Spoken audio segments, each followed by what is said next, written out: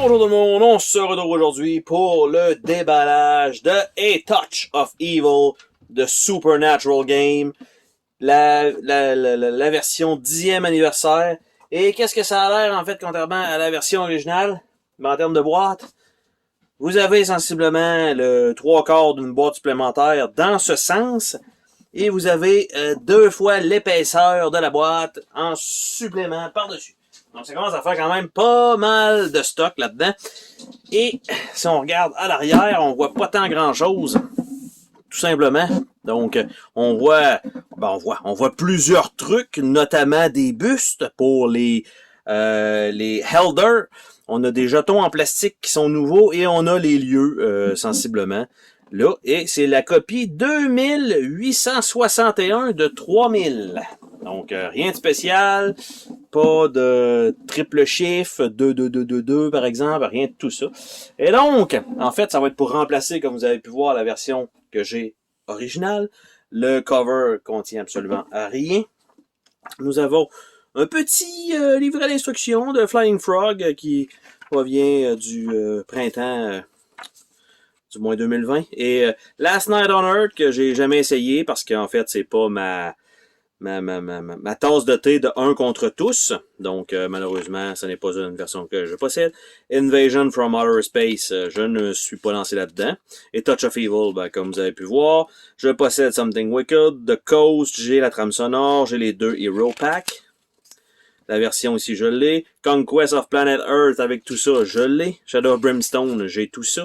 J'ai tout ça. La seule version que j'ai pas, c'est les trucs qui ont été ajoutés de Forbidden Fortress. Et voilà. Ça me paraissait pas intéressant. Dark Gothic, je suis pas là non plus. Et j'ai Fortune and Glory. Bref, on a ça. On a ici un livre d'instructions qui a été retravaillé. Donc, beaucoup plus épais que l'original, en fait. Ça contient les règlements des expansions aussi. Donc, on n'a pas besoin de tout traîner les expansions parce que normalement, la boîte peut contenir toutes les expansions sorties à ce jour. Donc, on a tout ça qui est là, donc super bien illustré, pas trop de murs de texte, quand même un peu, mais pas, je dirais pas excessif, là. Du moins, il y a des passages que c'est nécessaire. Donc, c'est un jeu qui peut être joué en co-op. En fait, c'est en co-op normalement. Y a-t-il une version qu'on peut jouer? Oui, il me semble qu'il y a une version qu'on peut jouer le méchant. Bref, dans ça, je dis peut-être n'importe quoi. Je dis probablement n'importe quoi. Donc, Expanded, New Counter, les cartes. Je dis n'importe quoi, écoutez-moi pas. On fait un déballage. C'est ça qu'on fait ici. Donc, on a ça ici. Donc, quand même de bonne facture. Donc, pour ça. Nous avons donc les jetons qui sont exactement comme ils étaient avant. Donc, le même genre de papier glacé. Donc, ça ici. Même chose pour les jetons ici. Et nous avons des jetons Nice and Naughty. Parce qu'en fait, dans on a le jeton Krampus.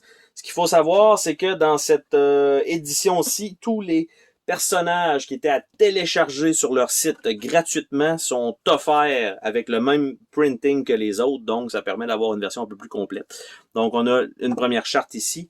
Donc nous avons le Volgovian Nutcracker, donc qui ont fait une charte comme ça, donc qui était à imprimer chez soi tout simplement. Nous avons The Daleon Dryad. Donc, même chose, qui était un carton qui était imprimé chez soi. Mais les tokens étaient quand même fournis dans les boîtes. Nous avons Krampus avec sa carte. Donc, même chose pour lui. Shadow Witch. Avec beaucoup de texte. Après ça, nous avons la Shadow Witch Minion Chart. Après ça, on a les Scarecrow, Spectral Horseman, Volgovian Nutcracker, Spectral Horseman, Minion Chart en épique. C'était une nouvelle version, donc ça aussi, ça s'ajoutait dans cette édition-là. On a le Vampire Minion Chart, Krampus Minion Chart, Dryad et Werewolf qui était déjà là existant. Par la suite, on a le plateau de jeu qui a probablement pas été réédité et rien de ça exactement. Donc, c'est exactement le même plateau qu'avant. Donc, rien de nouveau de ce côté-là. Par la suite, nous avons le Spectral Horseman en figurine comme ça. Il avait fait une édition, du moins que c'était fourni, où il fallait l'acheter à part dans l'ancienne édition. Donc c'est ce que j'avais.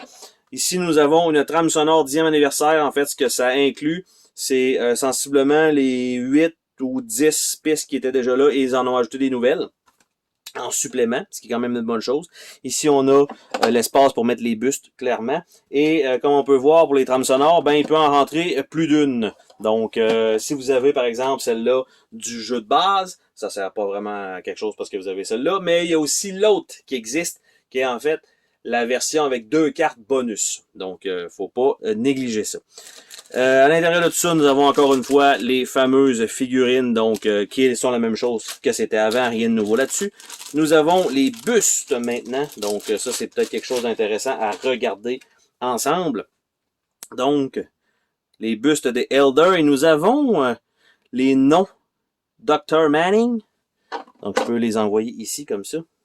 Nous avons Révérend Harding, plutôt que d'avoir juste les jetons en carton de base, c'est maintenant rendu ça que nous avons à la place, qui fait beaucoup plus beau.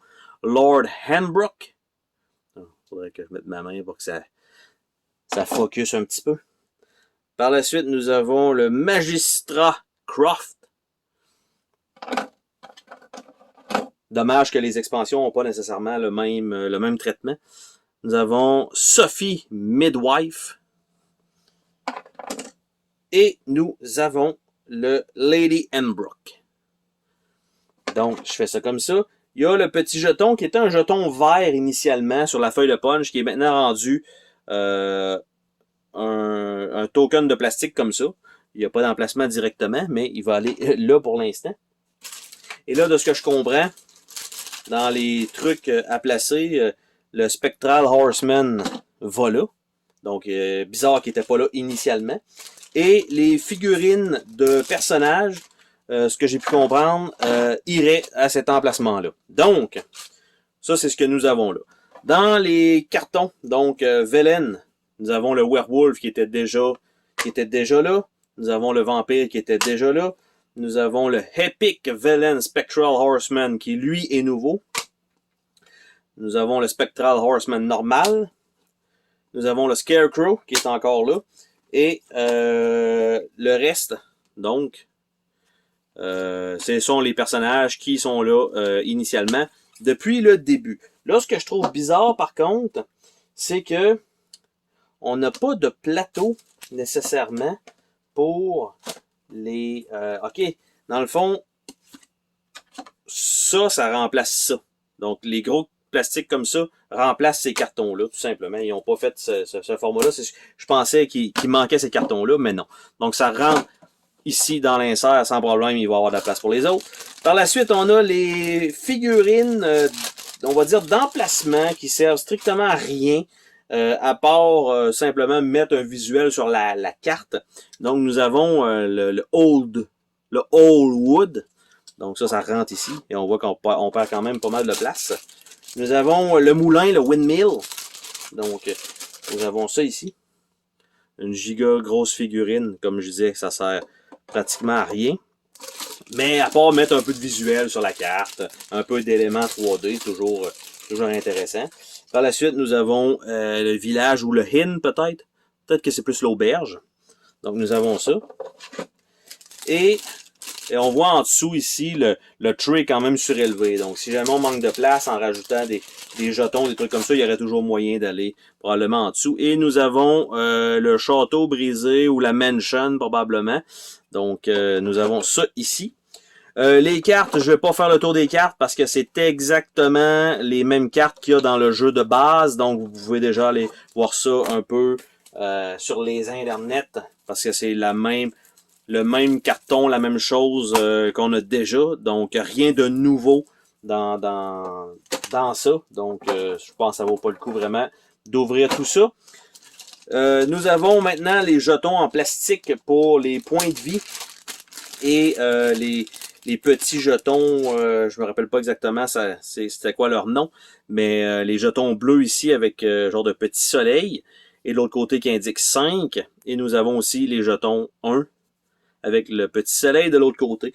Donc on en a quand même un certain nombre. Les expansions ajoutaient un certain nombre de jetons de ces types-là supplémentaires, donc c'est sûr que avec les jetons ajoutés, c'est sûr qu'il en manque là-dedans.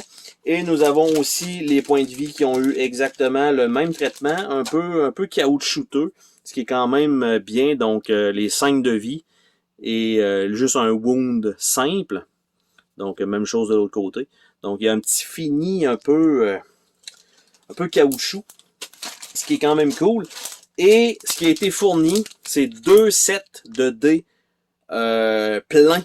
Parce que initialement, c'était 16 petits dés blancs. Et là, c'est 8 dés verts et 8 dés semi-bruns qui sont fournis. Donc, déjà, le même nombre, mais des dés format standard. Donc, si vous voulez rajouter des dés verts, il faut acheter des dés verts de ce format-là au moins, mais c'est peut-être un petit peu plus facile à trouver que des dés quasiment presque custom. Donc, ça fait le tour, en fait, de ce déballage, à moins qu'il y ait peut-être une surprise en dessous du tray. Je crois pas. Non, mais ça aurait été cool quand même d'avoir peut-être, je sais pas, un petit quelque chose. 2 cartes promo, mais non, rien du tout. Donc, nous avons ça là. Par la suite, le plateau ici et les autres plateaux vont s'ajouter par-dessus. Donc là, les chartes embarquent là. Les feuilles de carton, pour l'instant, les feuilles de punch, ben ils sont juste sur le dessus parce que ça reste, ça va, du moins ça va être à puncher et ça sera plus là nécessairement. Et le livret d'instruction, normalement, va aller sur le dessus parce que vous voyez qu'il n'y a pas nécessairement un sens. Il va prendre plutôt cette place-là, mais là, la boîte, sinon, pour l'instant, ne fermera pas étanche. Mais ce n'est pas si grave que ça. Et donc, c'était le déballage avec flatulence de A Touch of Evil de Supernatural Game, l'édition 10e anniversaire. Sur ce, on se dit à la prochaine pour une autre vidéo. Salut tout le monde!